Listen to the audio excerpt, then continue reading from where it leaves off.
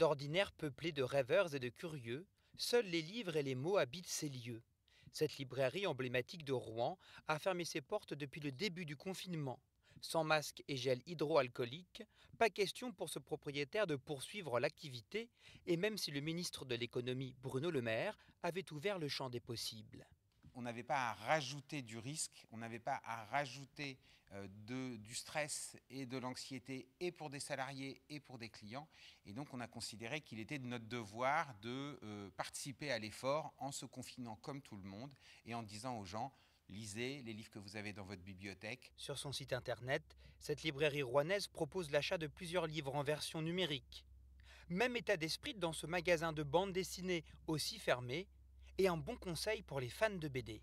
Certains éditeurs ont décidé de mettre gratuitement en lecture en ligne certains albums.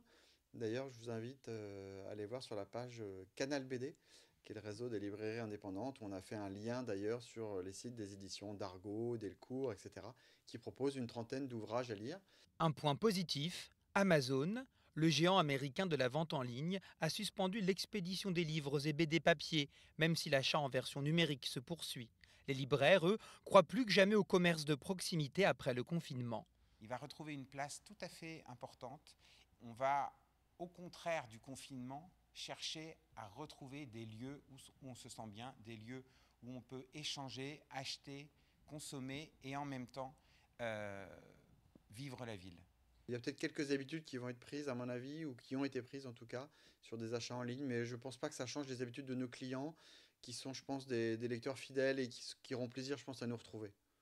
Ces libraires réfléchissent déjà aux éventuelles animations à proposer lors de la réouverture, espérée avant l'été.